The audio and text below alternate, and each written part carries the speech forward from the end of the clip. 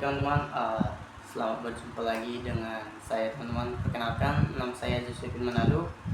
Jadi di sini saya akan memaparkan salah satu materi yang cukup menarik dari hasil critical book review saya. Nah, jadi di sini kita akan membahas dua buku teman-teman. Nah, yang pertama itu sebagai buku utama ya, buku yang berjudul Ragam Model Pembelajaran Inovatif. Yang kedua itu adalah buku media pembelajaran inovatif. Nah, sekilas saya akan perkenalkan buku-buku yang kita akan bahas teman-teman. Nah, jadi buku utama kita Ragam Model Pembelajaran Inovatif ini ditulis oleh Henrida Mardin dan kawan-kawannya. Terbit tahun 2024 dan merupakan cetakan pertama. Nah, kemudian kita lanjutkan ke buku kedua, yang dimana buku kedua ini atau buku penting ini berjudul Media Pembelajaran Inovatif, tahun terbit 2019 dan merupakan cetakan pertama. Nah, baik, buku utama kita yang berjudul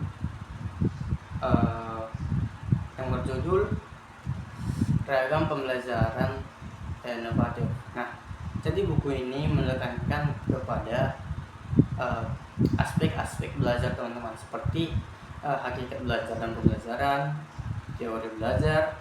Nah, dalam hakikat pembelajaran ini menegaskan bahwa belajar merupakan proses perubahan perilaku yang berlangsung melalui pengalaman ataupun pelatihan.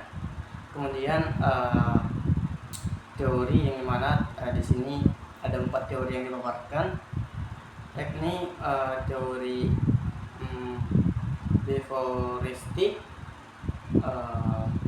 dan lain-lain teman-teman. Nah, kemudian ada juga asas dan penerapan model pembelajaran entry dan decrease dan sejenisnya teman-teman. Kemudian di akhir teman-teman ada ditegas bahwa bagaimana pengimplikasian pembelajaran inovasi dari sisi guru teman-teman. Nah, di sini dijelaskan bahwa penerapan atau implikasi berbagai model inovasi terhadap praktik pendidikan.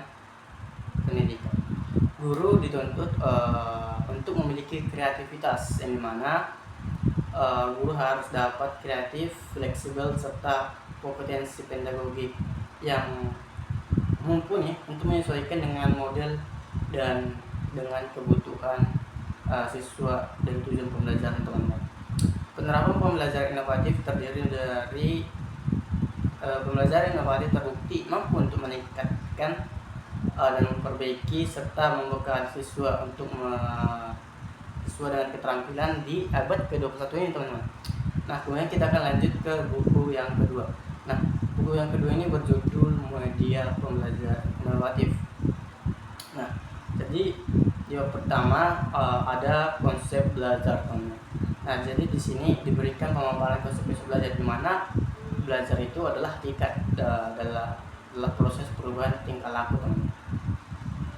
Di sini juga diberikan konsep media pembelajaran. Media pembelajaran seperti di sini ada beberapa yang dibahas media pembelajaran teman-teman, seperti media elektronik, media berbasis komputer, media berbasis mesin cetak, dan media berbasis digital teman-teman. Nah, kemudian ada konsep media pembelajaran inovatif, yang dimana membahas prinsip-prinsip, konsep dan desain media pembelajaran inovatif. Dan yang terakhir itu adalah desain media pembelajaran, yang dimana di sini kita dipaksa atau dituntut untuk menerapkan ataupun dapat menerapkan konsep dan dalam desain media yang konkret. Beberapa model yang dibahas antara lain adalah blended learning, yaitu penggunaan pembelajaran tatap muka dengan pembelajaran online, kemudian pembelajaran berbasis multimedia dan lain-lain. Nah, kita akan membahas kemudian dari buku ini. Dari kriteria antara bab dapat kita katakan bahwa buku utama kita ini yang berjudul buku berjudul uh,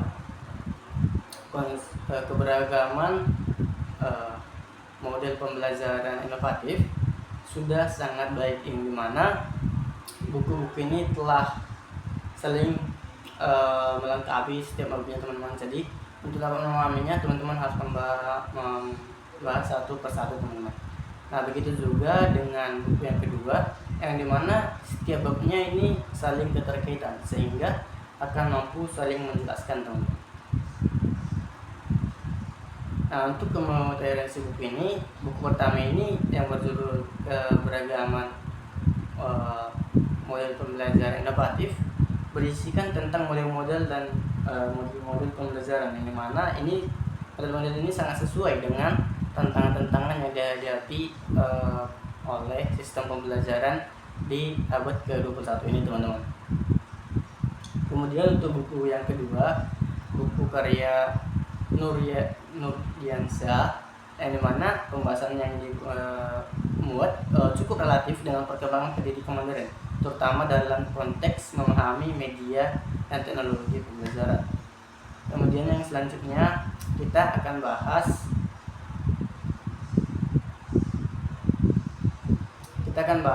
kelemahan dari buku ini teman-teman.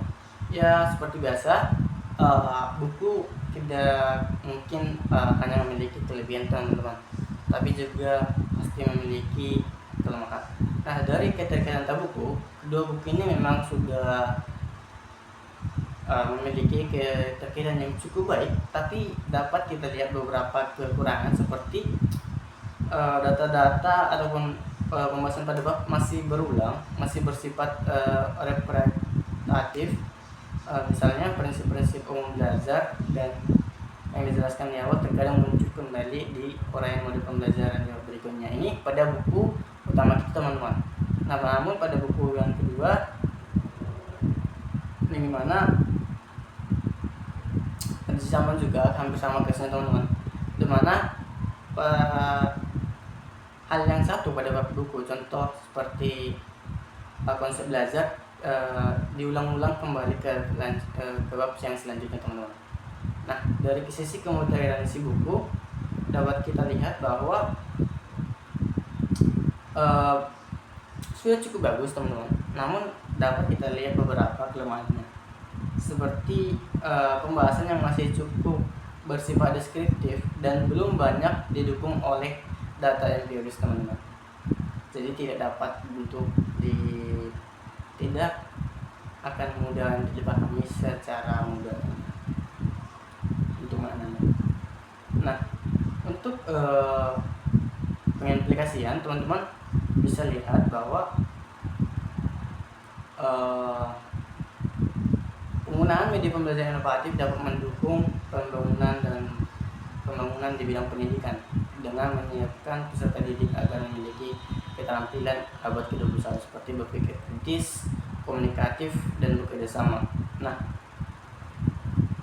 adapun saran yang dapat saya berikan kepada teman-teman adalah untuk dapat keberagaman pembelajaran. Jadi seorang guru itu juga penting untuk mengetahui bagaimana cara menyajikan keberagaman pembelajaran tersebut teman-teman.